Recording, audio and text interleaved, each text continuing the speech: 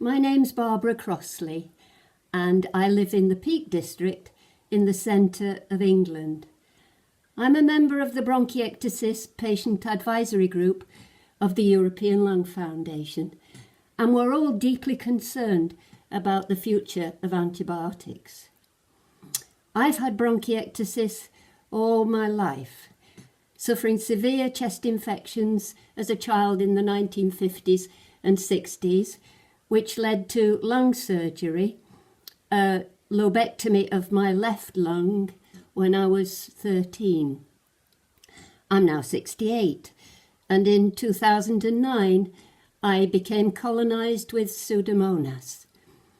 This has resisted so far all the usual oral antibiotics, then nebulized colimicin, which was a real pain to administer. I persisted with it for 4 months, but it was really inconvenient, time-consuming, tying, and at the end of 4 months, it made my lungs bleed. It had no benefit whatsoever, in fact, quite the reverse. Then last year, in August, I tried 2 weeks of intravenous ceftazidime. Now, I'd never had intravenous antibiotic before, and at first I resented having to have a line inserted in my arm and wrapping it in cling film every morning before I had a shower, and then driving to hospital several miles twice a day for the infusions. But the effect was miraculous. I've never felt that way in my life before. I realised what it's like to feel normal. It was absolute bliss. And then in early September, I flew to last year's ERS Congress, flew back, starting to feel bad, and that was the end of my 1 month of bliss. Thanks ceftazidime, it was nice while it lasted. For the past 2 or 3 years, I've taken a low-dose prophylactic azithromycin, 250 milligrams every day. I cannot detect whether it does me any good or not, to be frank. Like most people with bronchiectasis, to the outside world, I try to pretend it isn't there.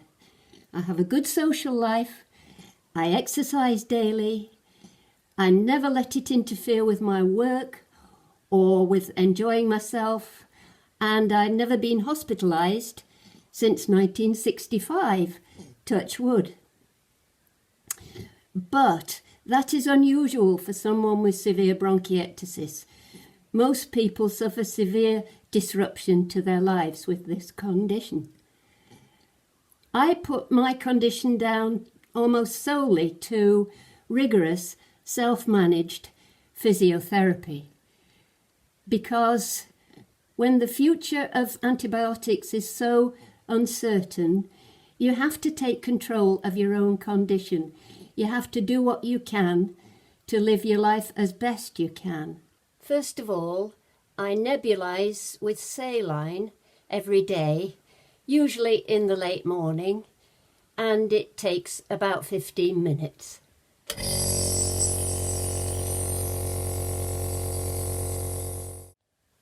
And then twice a day, I do this.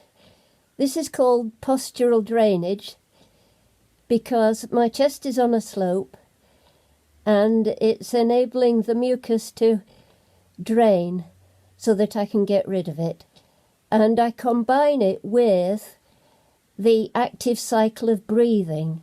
So that means very, very deep breathing.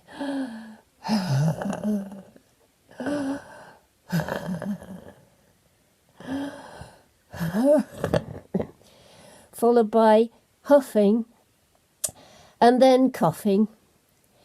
And you do this on one side and then on my front and then on the other side and then on my back. And by this means I get rid of about 150 grams of, that's about that size, of multicoloured mucus every single day of my life. Winter or summer, healthy or sick. Well, when I'm sick, it's more.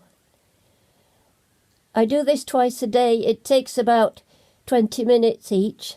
So in total, I'm devoting about an hour of my time every day to dealing with bronchiectasis. And it is my normal.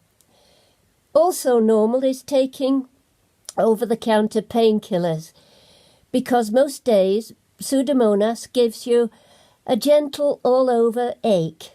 It's a bit like a school bully that way, reminding you it's there.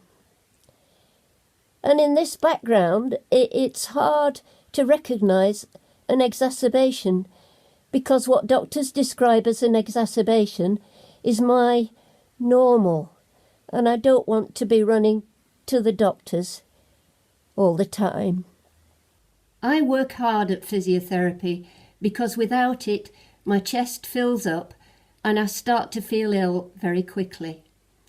To me, antibiotics are a last resort, but many other bronchiectasis patients rely on them much more than me. What all this means for us is that we're living on a cliff edge, knowing the time is fast approaching when the bugs will finally beat the drugs. We're the canaries in the coal mine. We're the ones who'll go first. It affects our families, it affects our work, our financial situation, and our quality of life. One friend with bronchiectasis, an intensive care nurse, had to give up nursing on the front line because she contracted MRSA that stubbornly resisted antibiotics. Another friend struggled with a flu bug for 7 years. And a third found that constant illness seriously affected her mental well-being. We all worry about the future. But I'm glad that there are signs of hope on the horizon. In July, the International Federation of Pharmaceutical Manufacturers and Associations launched an antimicrobial resistance action fund worth nearly $1 billion to support the development of new antibiotics. And I'm glad to see that research is going on to find alternative drugs, such as anti-inflammatories, that would go a long way to easing conditions such as mine. But I'm angry that we've been so profligate with antibiotics in the past. And I'm angry that the economics of drug development and production has held up research for so long. This market failure has to be solved, with government support if necessary. The need is urgent for all of us.